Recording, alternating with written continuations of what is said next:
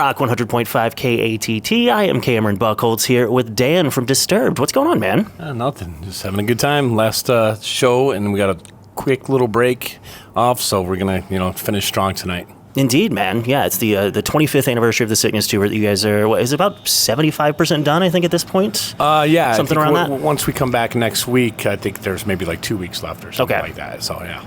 And, how's it all been going? I mean, it seems, It's been amazing. That the first half run, when we had Seven Dust and 3 Days Grace out with both singers, Adam and Matt, coming back. Great run with that. They took it all the way up to New York at Madison Square Garden, and then we switched with Daughtry and Nothing More. So it's been great because all bands are awesome, and we're big fans of all of them. It's been good for the fans because now we're seeing some fans that have gone to the first show, and now they're coming out to the second one too. A couple people have made flights and come out or drove to the other show, so it's been really cool. Awesome. And how's it been kind of revisiting these songs? I mean, it's, I would imagine the majority of them you hadn't played in 20 years or so. Quite a bit. I mean, obviously with the exception of a couple like Down with the Sickness and Stupefy and that, but yeah, there's a good portion of the Sickness album that we haven't played in a long time. Some of them probably over 15 years or so. With as deep of a catalog that we have, it's just we never get to all of them. So I think the last time we probably played the full album like we are now is probably back 24 years ago. When that's all that's the only material we had. And surely you probably didn't do it in sequence back then. No, we didn't. But I don't even know. Yeah, there might have been a few times where we did do the whole album, but yeah, we switched up the sequence for sure. And now, was there anything that looking back on it and playing it again, are you like, oh, I'm impressed by this? Or are there things maybe that you're embarrassed by? Or what's your kind of feeling just going all like, No, I'm not embarrassed by it. I think we've grown as songwriters, but that was a important time in our lives. And I mean, just like, every song is like a child to us, so they're all important still after all these years, just because those are the older ones. I mean, I don't know, though. If you had 150 kids, they're not all important to you.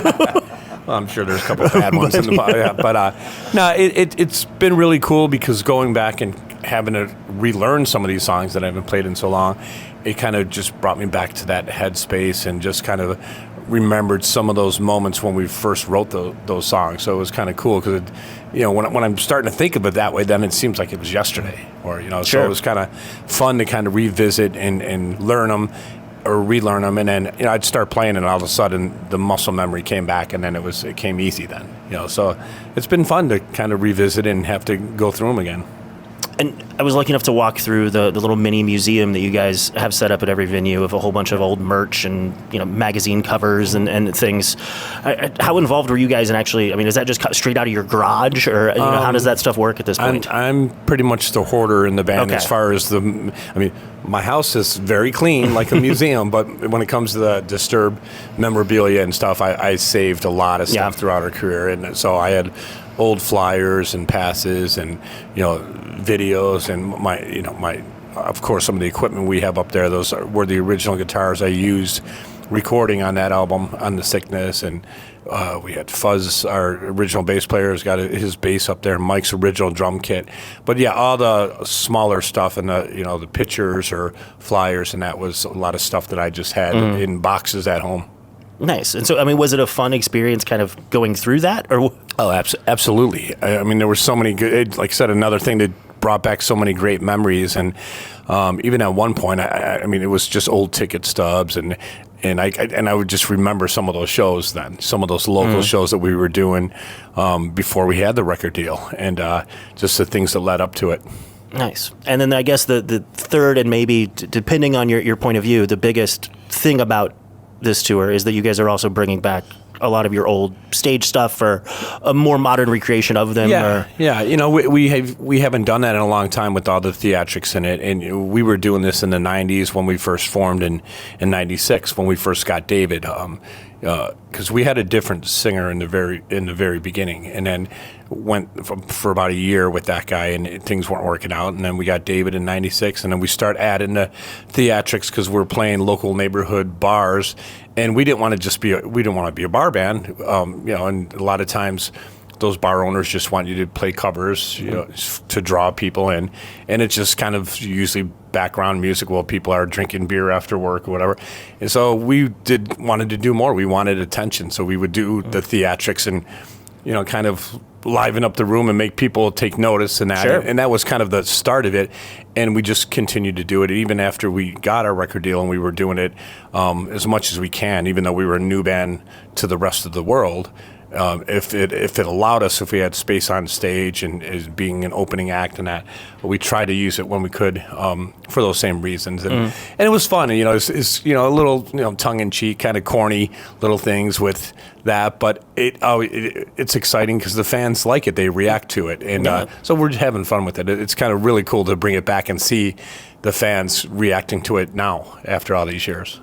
Now, is there any point in the original Sickness record that you're playing live now that is reacting differently than maybe it would have back then? Or there like little surprise pops or anything that like, I didn't realize people appreciated that part so much? Or yeah, I mean, I go back and now I've seen some camera phone video from fans that would post stuff, and I could hear the crowd singing some of the other deeper tracks too. So it's kind of cool to know that they've learned over the years the whole album in sequence and just anticipating. That's why with us doing the show in the same sequence as the album, a lot of those hardcore fans know that sequence of the album. So it's kind of cool to see that they're anticipating what's coming next, and to hear them sing some of those deeper tracks.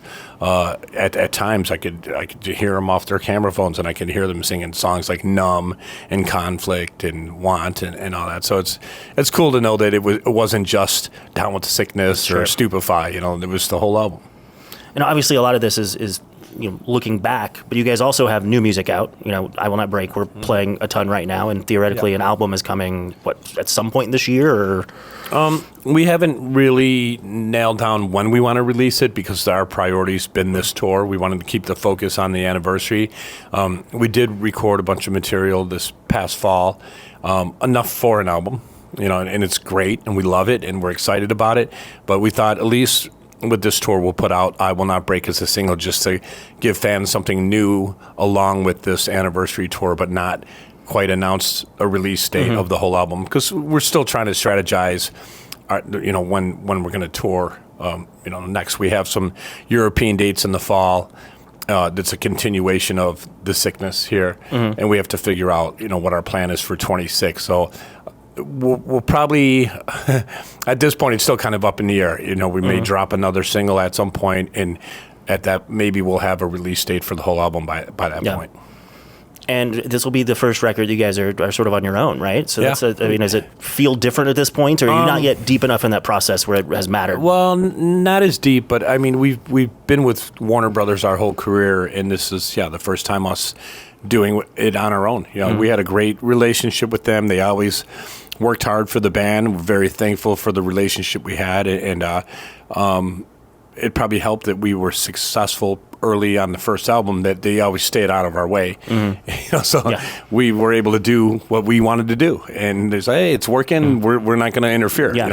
And that's always a great relationship when an artist could do what they want. And so it was a great run with them, but we weren't obligated to stay. We have a great relationship with our management company with Q Prime, and they have the infrastructure too. So they have their radio department and their marketing and their social media and everybody, and they've been, amazing with us as well. And I think our relationship with radio and the fans over the years, just as the band, all the relationships we've built, we've had a lot of support. You guys, everybody have always been there for us. So if we keep delivering the songs, you guys keep playing it. It's a good partnership for us. I think that's how it's going to work. I think on that note, Dan, always thank you for the time, and just super stoked for the show tonight, and appreciate it.